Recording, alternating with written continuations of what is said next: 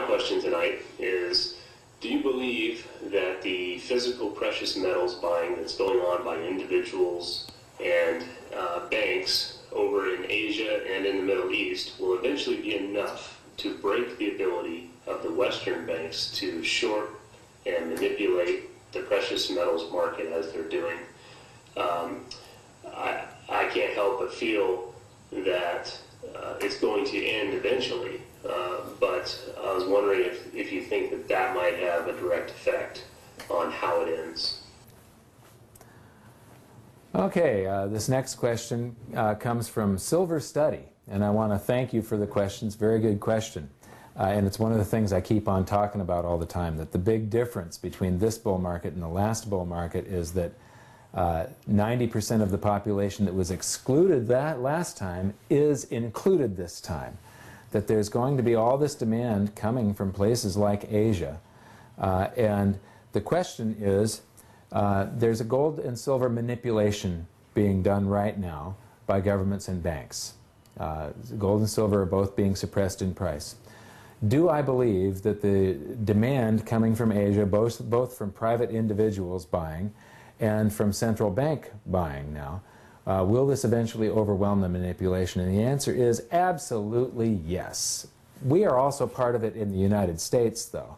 It's the total amount of demand, especially for physical stuff that you can hold in your hand, not things where they may be able to. If you can't lay your hands on it, there's a possibility that it's part of the manipulation scheme, that they're sucking up your dollars and giving you price exposure to gold and silver somehow, but not actual gold and silver. The more physical that's taken off of the market, the more this thing's going to explode. They will lose control over it as the physical dries up.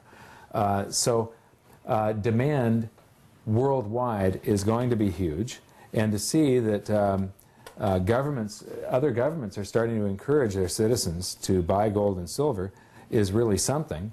But again, I showed this earlier. This is investment demand. And this is the investment demand of the 70s bull market. And that drove gold from $35 an ounce to $850 an ounce. So you're talking a factor of 24 times its original price.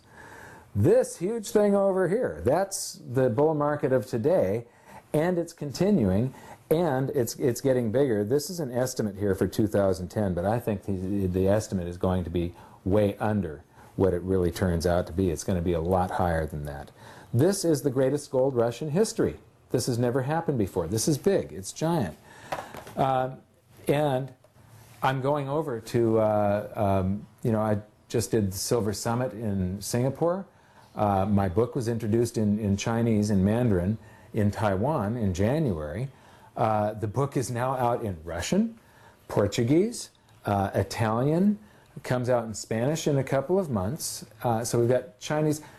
Already, a book on gold and silver investing now covers, the languages that it covers more than half of the world's population. This is something, we just heard about a guy that bought 3,600 copies of the Russian edition of my book, and he's sending them out to everybody. So that is the difference this time. It's mind-bogglingly huge, and yes, they will lose control over this suppression, and the suppression is your opportunity. You want this suppression to last. You want them to try desperately every last measure that they can to keep on crushing gold and silver down, because the more they do that, the greater the shortages that develop and the higher the prices are going to go. So, until next time. Oh yeah, look at this. Okay, forgot about this.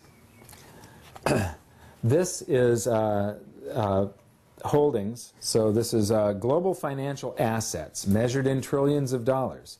And the bank deposits are these dark bars at the bottom.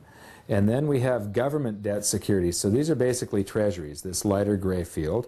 And then this dark gray field is private debt securities. So these are basically corporate bonds and stuff. Then we've got equities. So these are stocks, the light gray here. Then we have gold holdings.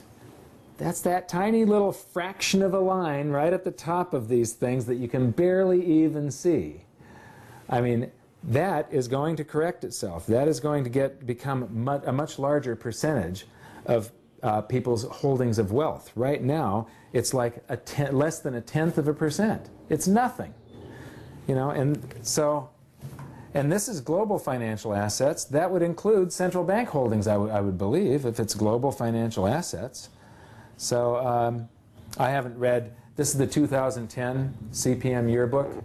I haven't read the whole thing yet, because we just got it.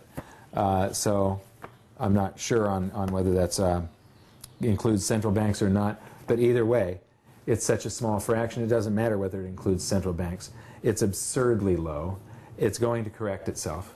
So, and the free markets will win. They always win.